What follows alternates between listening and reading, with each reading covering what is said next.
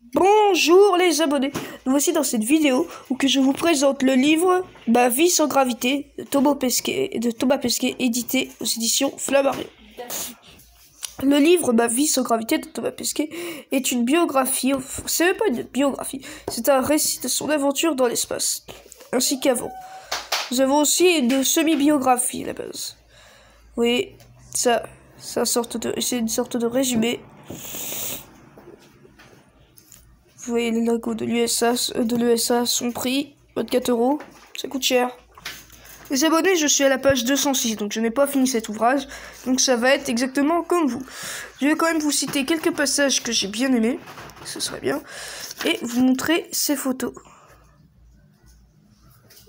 Ce sont les photos de Thomas Pesquet.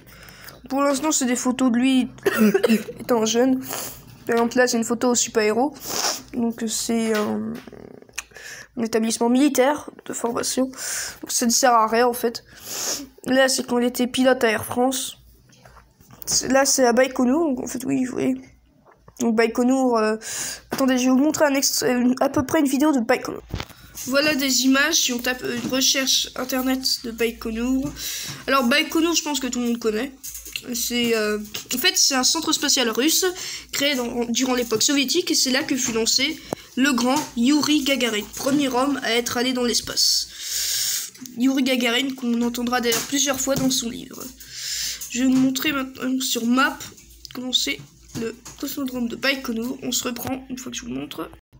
Alors là les abonnés vous voyez alors sur Google Maps le cosmodrome de Baïkonour. Alors vous voyez c'est dans le désert du Kazakhstan, dans les steppes mongoles. Parce que le Kazakhstan c'est pas très loin de la Mongolie, c'est un peuple turco-mongol. Voilà, on se rapproche. Alors vous voyez brouillé. Alors, voilà, cosmodrome de Baïkonour. Comme le dira Thomas Pesquet un peu plus tard dans son livre, ça a une figure. En fait, c'est un peu une. Ça ressemble à ce qu'on peut voir dans des films post-apocalyptiques. Exemple, The Walking Dead, par exemple. C'est à peu près le style de décor qu'on trouve dans ces séries-là. Bon, maintenant que j'ai présenté à peu près le cosmodrome de Baïkonour, je vais vous présenter les passages du texte, un bref résumé. Les abonnés, vous voici une vidéo que je vous mettrai dans la description. C'est une vidéo du Grand JD, donc le Grand JD c'est un youtubeur d'exploration, de paranormal et de... En fait c'est un youtubeur qui explore des choses pas très communes. Je suis obligé de chuchoter parce que je me trouve actuellement dans une base russe spatiale que nous avons infiltrée avec Cyril et David, que certains connaissent déjà le lieu. Nous sommes au Kazakhstan, en plein désert. Vous avez un faux jour, vous. Si vous n'avez pas encore vu la première partie de cette aventure, stoppez tout de suite la vidéo et rendez-vous sur la chaîne de Cyril dans la description. Et dans cette deuxième partie, on va continuer l'exploration. Là, vous voyez la navette spatiale. Abandonnée dans la même base, avec cette fois-ci non pas des navettes, mais une énorme fusée. Le spot est un peu moins réputé, mais tout aussi impressionnant. Alors l'aventure continue. Bon, allez. Donc c'est sur la chaîne du Grand JD, donc qui est très connu, vous voyez, il a 3 millions d'abonnés. Je pense que tout le monde le connaît environ. Ce serait un peu bizarre, quelqu'un qui ne connaît pas le Grand JD. Surtout qu'il a une très grande réputation. En tout cas parmi les jeunes. Ça m'étonnerait que les jeunes qui regardent beaucoup YouTube, ils ne connaissent pas le Grand JD. Il fait beaucoup de vidéos, par exemple, ça c'est une vidéo... Attendez, ça brouille. Ça c'est un problème de caméra récurrent avec mon portable. Mais vous abonnez, nous voici dans cette vidéo, j'ai fait une petite pause parce que j'ai été chercher mon... Je sais même pas comment ça s'appelle d'ailleurs. C'est... Ah, attendez, je vais vous montrer. Je vais vous montrer exactement ce que j'ai été chercher, c'est... Oui, ah bah voilà, je me rappelle maintenant, c'est un trépied. Donc voilà, avec le trépied, vous allez pouvoir mieux faire cette... Donc comme je vous le disais, le Grand JD, alors c'est un youtubeur qui fait un peu de tout. Donc là vous avez par exemple les thèmes de sa chaîne YouTube, donc aventure, immersion, découverte, frisson et beaucoup d'autres fantaisies. En fait. Vous avez beaucoup de références, par exemple là c'est le personnage dans Chair de poule, là c'est des poupées. En fait c'est un peu... Ça dépend de ce qu'on regarde en fait. Donc par exemple là c'est les vidéos les plus flippantes de YouTube à l'heure 9, parce que c'est la 9e fois qu'il fait ce format. Donc oui c'est de l'horreur. Là c'est du paranormal. Et là par exemple j'ai trouvé une carte mémoire dans un lieu abandonné. Ce n'est pas du paranormal, c'est de l'urbex. En fait c'est de l'exploration de lieux abandonnés. Là dans ce cas là c'était l'île Onigashima, si je me trompe pas, au Japon. Donc une île qu'on produisait en fait, on ne produisait pas, on récoltait du charbon. Je sais même pas si ça se dit comme mot, comme phrase, récolter du charbon. Et en fait, c'était le lieu de stockage du Japon. Là, attends, voilà. Vous voyez l'île, parce qu'il l'a déjà fait. Donc là, j'ai acheté des objets horreurs de luxe. Là, c'est dormir dans la forêt la plus hantée du monde. En fait, il y a plein de contenus. C'est pas de l'horreur ni du paranormal, non. C'est de l'urbex, en fait. Là, par exemple, il a laissé une caméra dans un cimetière. Il a aussi laissé une caméra dans une grotte. Alors, je vous conseille d'aller voir cette vidéo parce que c'est pas mal. On découvre des espèces qui sont pas éteintes, mais pas très loin. Par exemple, le renard du Jura, si je me trompe pas. C'est une très bonne vidéo. Je vous mettrai ça dans la description. Je vous mettrai sa chaîne dans les descriptions. D'ailleurs, là, vous voyez, il a fait une vidéo avec Inoxtag. Voilà, par exemple, d'autres vidéos que fait le Grand JD. Là, par exemple, il va dans les zones inexplorées de Fukushima. Alors, c'est la deuxième partie parce qu'il a déjà fait la première partie il y a 5 ans, en 2017. Alors, tout le monde connaît Fukushima, je pense. C'est la catastrophe nucléaire au Japon. Et alors, voilà. Je l'ai laissé une caméra dans une grotte pendant 6 mois. Très bonne vidéo, je vous le conseille. Bon. Après vous avoir présenté le Grand JD, je pense qu'on peut revenir à Thomas Pesquet. Ah oui, non, quoique, je viens de me rappeler. Je vais vous montrer quelque chose. Alors, voilà Inoxtag, 7 millions d'abonnés. Je vous le présente pas. Alors, cette vidéo-là, c'est au revoir YouTube, oui, parce que c'est... En fait, il va revenir, mais c'est qu'il va, il va gravir l'Everest. Je pense que tout le monde en France, qui connaît le YouTube français, sait qu'Inoxtag va gravir l'Everest. Ça a fait le buzz il y a un an quand il l'a annoncé, et depuis il s'entraînait.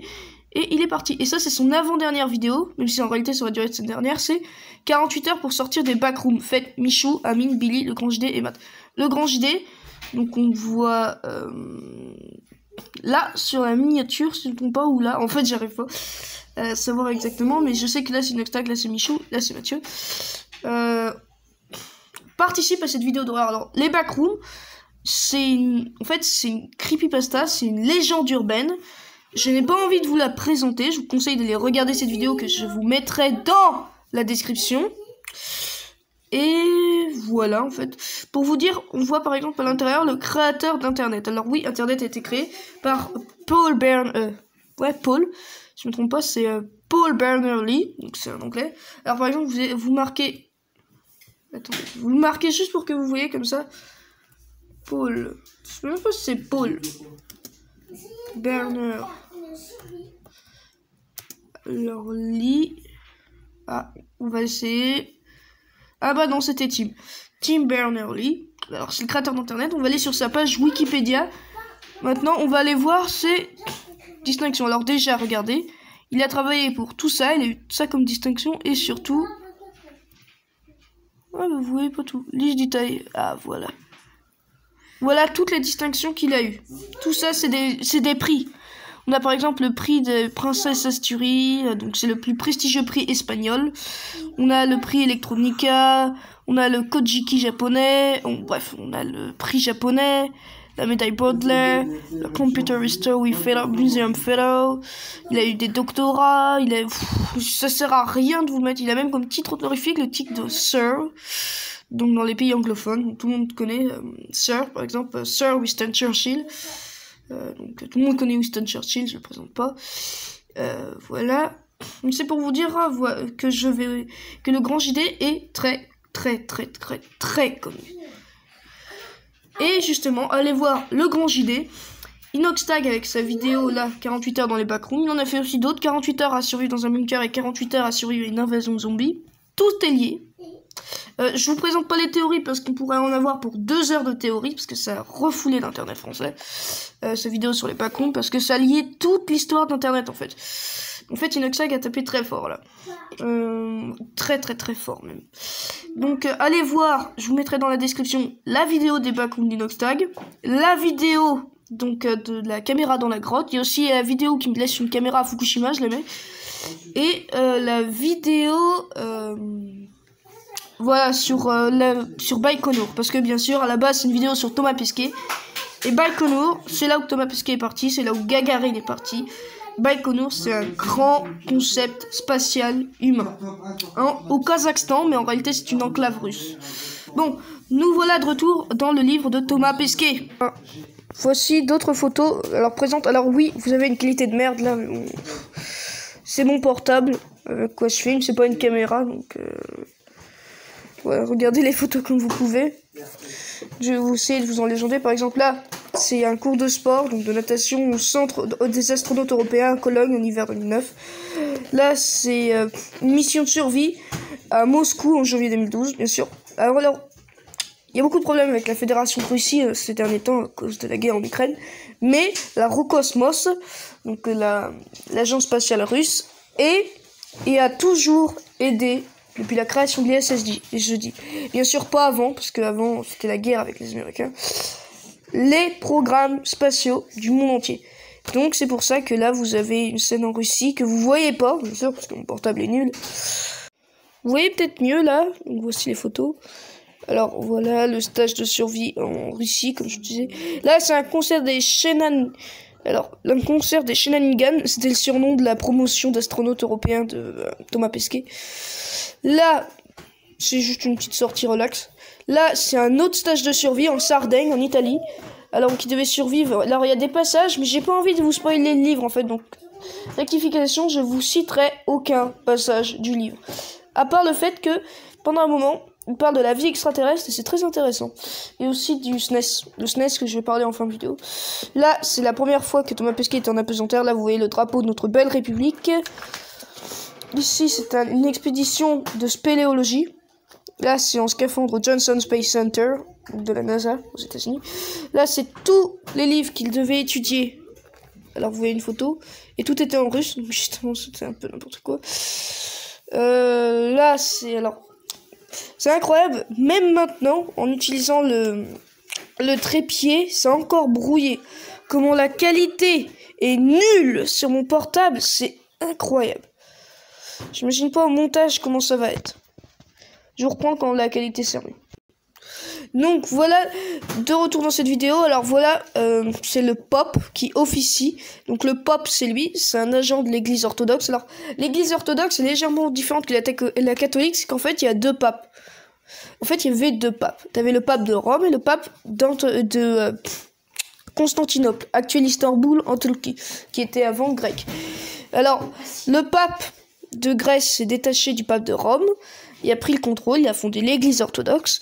Et ensuite, les Grecs se sont fait battre par les Ottomans, donc les Turcs. Et le pouvoir s'est déplacé de Constantinople à Moscou. Et depuis, l'église orthodoxe est contrôlée par le patriarche de Moscou, qui est actuellement Kirill, que vous devez connaître, parce qu'il a fait beaucoup d'apparitions avec Vladimir Poutine. Et là, c'est juste un pope. Donc c'est un petit pape, en fait. Et là, c'est le pope de l'enclave russe de Baïkonour au Kazakhstan. Voilà, il officie, il est en train de les bénir. Donc là, c'est l'astronaute américaine Peggy. Ensuite, je ne me rappelle plus exactement de son nom. Là, c'est l'astronaute russe Oleg. Alors, bien sûr, c'est un russe, donc il est orthodoxe. Donc c'est pour ça qu'il est extrêmement sérieux. Là, quand le prêtre est en train de le bénir. Et là, c'est notre astronaute français Thomas Pesquet. Là, alors, c'est l'ultime salut avant le grand départ, donc durant sa première sortie dans l'espace. Et là, c'est la recherche spatiale. Alors, c'est dans l'ISS. Vous voyez le drapeau français avec le signe c'est le signe de paix, c'est le Peace and Love, je crois. En fait, c'est un signe très connu. C'est François Hollande qui lui a offert quand Thomas Pesquet a été le voir, parce qu'en 2016, bien sûr, c'était François Hollande, le président. Donc c'est un drapeau français avec un signe de paix, parce que c'était juste après les attentats du Bataclan. Je vais vous montrer une vidéo, parce que oui, en effet, Thomas Pesquet fait une visite guidée de l'ISS sur une vidéo YouTube sur la chaîne de l'ESA, donc l'Agence Spatiale Européenne. Je la mettrai en description. C'est très très détaillé. Vous visitez toute la station spatiale internationale. C'est très très bien, d'ailleurs, pour tous les fans de l'espace. Là, c'est d'autres photos. Donc, bien sûr, c'est des photos incroyables. Ils ont tous été prises dans l'ISS. Là, c'est par exemple durant Noël. Là, c'est durant le tournoi des 6 nations de rugby qui était en février 2017. Thomas Pesquet le regardait depuis l'espace. Alors, vous voyez brouillé. C'est la qualité de mon ordi et de mon portable, bien sûr. Là, vous voyez d'autres photos. En fait, là, c'est l'invitation de Thomas Pesquet à l'armée de l'air et de l'espace. Bon, attendez, là, ça m'énerve vraiment. Je vous mets en pause, j'ai envie que ça se débrouille. C'est bon, les abonnés, vous voilà. Oui, c'est débrouillé, là. Et surtout, cette photo-là, c'est le laboratoire européen. Donc, il y a le drapeau français, il y a l'ESA, bien sûr. Alors, l'ESA, c'est légèrement, mais détaché de l'Union européenne. Légèrement, bien sûr, parce que ça a beaucoup de liens avec l'Union européenne. Tous les pays de l'ESA font partie de l'Union européenne. Donc, c'est le laboratoire européen. Donc là, voilà. Une expérience française, donc c'était sur les blobs, si je me trompe pas. Alors je vous présente pas les blobs, on en avait vachement parlé en 2021, donc ça sert à plus rien de les présenter. Et bien sûr la dernière photo, voilà, je vous présente. Elle est intitulée La plus belle vue du monde. Alors c'est une vue de, en fait c'est l'espace. Là on voit Thomas Pesquet, qui est en sortie extravéhiculaire de l'ISS, avec son drapeau français bien sûr, sa combinaison. Alors là on voit dans le reflet de son casque que c'est la Terre. Donc en fait, c'est normal que sa description est la plus belle vue du monde. C'est même pas ISS, c'est marqué espace. C'est parce qu'il voit la Terre en fait. C'est une chose que peu de personnes voient, voir la Terre de soi-même, parce qu'on est sur Terre, donc on peut pas la voir d'un point de vue extérieur à part les astronautes. Donc voilà. Alors je vais vous citer le passage sur les extraterrestres et une petite description du SNES, parce qu'on va parler du SNES, Centre National d'Études Spatiales. Donc c'est l'agence spatiale française, dans la prochaine vidéo. Alors bien sûr ça brouille. Comme d'habitude, c'est mon portable. Mon portable est incapable de faire quoi que ce soit. Donc on se retrouve dans... Bah pour vous, c'est tout de suite. Go. Donc je vais vous citer le passage, page 114, chapitre Les Shenanigans. Donc... Quelques consignes pour tout à l'heure, annonce Jean, le chef de la communication. Efforcez-vous de ne pas aborder de choses intimes et personnelles. Souriez, ne parlez pas de la vie extraterrestre. Et si une question vous semble obscure, adressez-vous aux membres de l'ESA le plus proche. Plus tard, il est cité « Je ne comprends pas trop le sous-texte qui motive certaines, et spécialement la question sur la vie extraterrestre, mais passons. » On nous fournit un polo bleu floqué d'un beau logo de l'ESA. Alors, ce passage... En fait, ce qui est intéressant, comme il dit, c'est le sous-texte sur la vie extraterrestre. Aucun droit de parler de la vie extraterrestre est accordé. En fait, les astronautes peuvent savoir des choses, mais n'ont pas le droit de le dire, en fait. Le pire, c'est que c'est dénoncé publiquement dans un livre qui, bien sûr, été acheté à des millions d'exemplaires, parce que Thomas Pesquet est une figure française, et c'est quand même incroyable. En fait, on a deux catégories. En fait, il y a deux catégories de personnes. Ceux qui croient aux extraterrestres et d'autres non. Et ceux qui n'y croient pas. Ceux qui n'y croient pas vont dire... Alors, les deux sont vrais. Ceux qui n'y croient pas vont dire... S'il y a une interdiction de parler des extraterrestres, c'est tout simplement pour éviter que les gens s'emballent quand si un astronaute dirait « Oui, la vie extraterrestre intelligente existe », donc, en fait, oui, c'est même pas la peine. Même s'il sous-entendrait, même s'il ferait pas exprès... ça s'emballerait et ça pourrait nous faire une conséquence incroyable en fait. C'est déjà arrivé, si je me trompe pas, en 1938, oui, quand un journal anglais a diffusé, un journal radio diffusé anglais a diffusé une émission sur la guerre des mondes de H.G. Wells. H.G. Wells, qu'on avait d'ailleurs parlé dans ma toute première vidéo de ma chaîne en 2021. Je vous conseille d'aller la voir. Ils ont diffusé en fait une pièce de la guerre des mondes. Les auditeurs n'ont pas su que c'était une pièce montée, et ce qui s'est passé en fait, ils ont cru que c'était une invasion extraterrestre. Ce qui s'est passé donc en 1938, c'est que les gens en Angleterre se sont mis à croire qu'il y avait une invasion extraterrestre, et c'était le bordel. C'était le bordel, on peut même pas le décrire. Il y avait tellement de bordel que les policiers ont été obligés d'intervenir. Donc justement, il faut pas emballer les gens, peut-être que les extraterrestres n'existent pas, voilà. Ensuite, pour ceux qui croyaient à la vie extraterrestre, c'est juste pour dire, alors là on rentre dans le thème complotiste, c'est pour empêcher les gens de savoir que le gouvernement travaille avec des extraterrestres, etc., etc. J'ai pas envie de rentrer là-dedans. On y rentrera dans une prochaine vidéo sur le prochain livre que je vais vous présenter, bien sûr, que je parlerai à la fin, que je vous montrerai à la fin de cette vidéo. Donc voilà pourquoi il y a une interdiction totale de parler des extraterrestres. Voilà. On a fait à peu près le tour. Je vais vous présenter le SNES maintenant, Centre National d'Études Spatiales. Alors j'aimerais bien y travailler, en parlant de moi, personnellement, d'y travailler une fois que... dans quelques années, bien sûr, comme historien au SNES. Parce que, d'accord, c'est sur l'étude spatiale, mais dans un vieux documentaire sur 2012, sorti en 2008-9, parce que oui, tout le monde sait qu'en 2012, les gens croyaient que c'était l'apocalypse, j'ai découvert qu'il y avait un théologien Donc, qu'est-ce qu'un théologien? Pas tout le monde le sait. Un théologien, c'est un homme qui travaille au nom de la religion. En fait, c'est un prêtre qui travaillait au SNES. Donc, je me suis dit, s'il existe des prêtres au SNES, pourquoi il n'existerait pas des historiens? Surtout qu'ils ont aussi créé le GAYPAN. Donc le GAYPAN, c'est un groupe officiel du gouvernement qui travaille avec les gendarmeries nationales, Air France, Météo France et l'armée sur la question extraterrestre en fait. Dès qu'une personne croit avoir vu un extraterrestre ou un ovni ou quoi que ce soit, ils appellent le GAYPAN. Le GAYPAN vient, avec des psychologues bien sûr, et les gendarmes, et voilà, ils règlent l'affaire. Alors bien sûr, sur les 10 000 cas qu'ils ont eu depuis leur création en 77, si je me trompe pas, seulement 33 cas sont restés en fait inconnus. En fait, sur tous les cas, il n'y en a que 33 où il y a peut-être une possible implication extraterrestre. Donc 33 sur 10 000, c'est tellement peu que justement, ça justifie la non-existence des extraterrestres. Bon après, on croit ce qu'on veut. Donc je vais vous présenter le SNES, qui a été créé par le général Charles de Gaulle dans les années 1960 pour concurrencer la NASA et l'institution spatiale soviétique. Alors nous voilà sur la page internet du SNES, Centre National d'Études Spatiales, dont c'est là qu'il travaille Thomas Pesquet maintenant, parce que Thomas Pesquet ne ressortira plus jamais dans l'espace. Alors comme vous voyez, c'est la République française, ça dépend directement du gouvernement. En fait, vous avez tellement de choses que je ne vais même pas tout vous dire. Je vais juste vous présenter en fait de base l'histoire du SNES. Alors, on va sur internet bien sûr, parce qu'il n'y a que sur internet qu'on trouve. On va sur Wikipédia, parce que Wikipédia est une encyclopédie collaborative. Et c'est reconnu officiellement. Tout ce qui est sur Wikipédia est vrai. En base, enfin en théorie, est vrai. Donc, là voilà, vous voyez tout, les agences spatiales européennes. Ça sert à rien que je vous présente ça. Vous avez la date de création, le 19 décembre 1961, du SNES. Et vous avez son budget, son affiliation, c'est le ministère de l'Enseignement supérieur et de la Recherche et le ministère des Armées. Donc ça dépend directement des ministères. Alors vous avez l'histoire.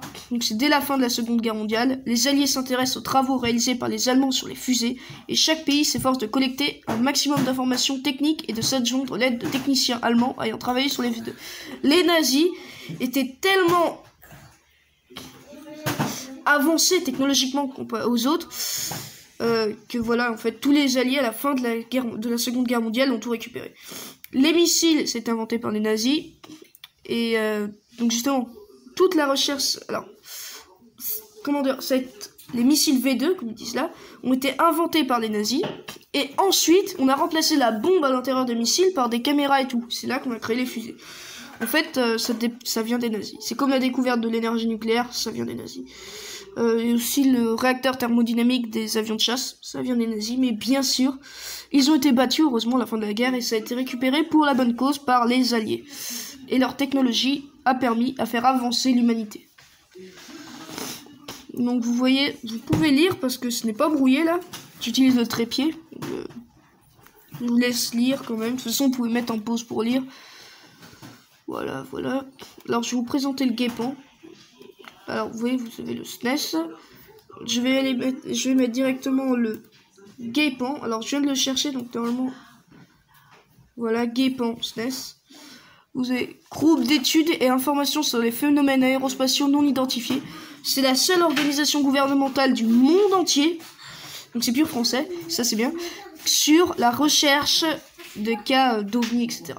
Donc vous voyez, www.snes-gaypan.fr, le GAYPAN, donc groupe, en fait ça étudie sur les OVNI et tout, voilà. Ça dépend directement, vous voyez, organisation mère, Centre National d'Études Spatiales, vous allez voir, c'est le SNES.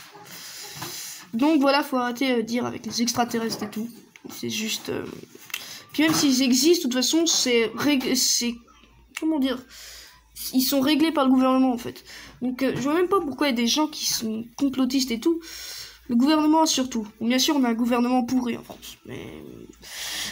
il assure. Il assure mal, mais il assure. Voilà, vous avez le GAYPAN. Donc leur site internet. Voilà. J'étais tout à l'heure, alors. Témoigner, donc ça c'est pour ceux qui vont témoigner. communiqué de presse. Donc, vous voyez, le Guépon travaille directement avec... En fait, c'est une organisation républicaine, donc voilà. Voilà, donc c'est très bien. Vous avez sur les statistiques du 4 janvier 2024, alors seulement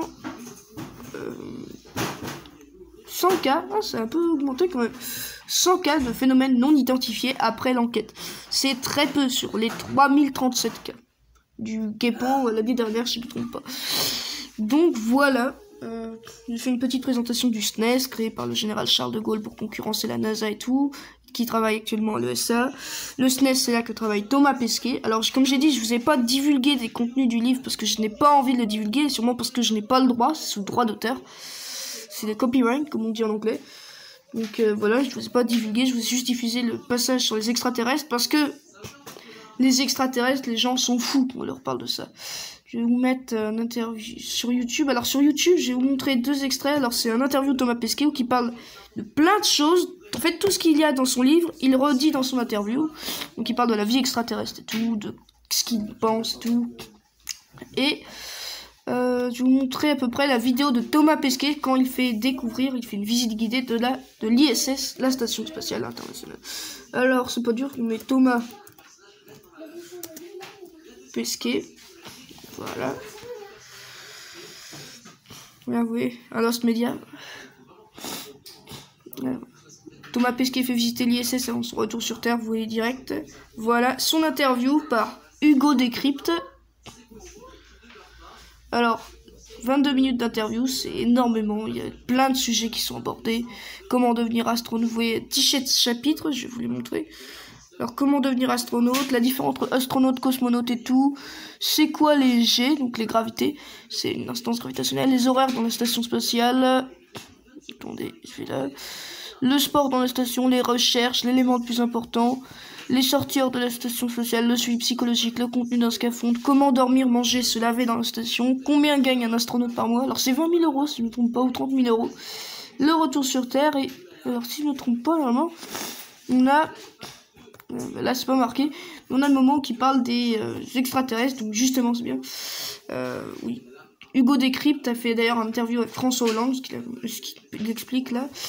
Et la vidéo de Thomas Pesquet, vous mettez Thomas Pesquet ISS. Tac. Donc, attendez.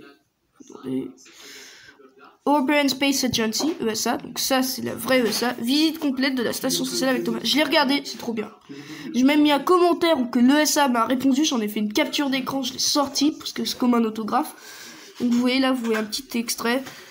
Il est en train de faire visiter la station spatiale internationale. Regardez là, c'est une très très bonne vidéo.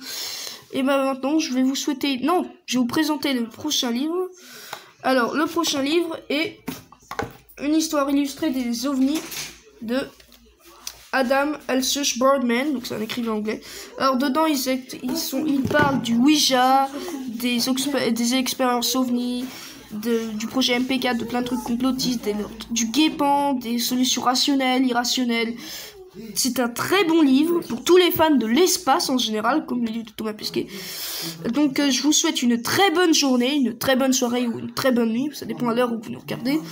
Et je vous souhaite d'aller bien dans votre vie, donc tout se passe bien chez vous, tranquille. Je vous mets en description toutes les vidéos, donc j'ai dit que je vous mettrai en description. La vidéo durera environ 35 minutes, c'est énormément la taille de ma vidéo. Donc bonne journée les abonnés!